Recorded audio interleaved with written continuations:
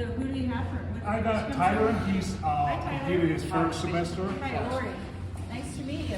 So you're a first semester here, higher ed in high school, and what did you decide you want to be a welder, or was your family member a welder? My dad's an electrician, and I wanted to be construction management. Okay. And I was like, it's a 2-year course, and then there's an online course, and I was like, I want to do welding because I was doing welding as AL. Okay. And then I chose to do welding, and I realized that I really liked it. So. And what kind of welding do you want to do? Be specifically. I don't know right now. You want to go to Alaska and build the pipelines? No. Because that's amazing. It's freezing up there. I went and saw the natural gas pipelines, just the elements themselves and those welders as well.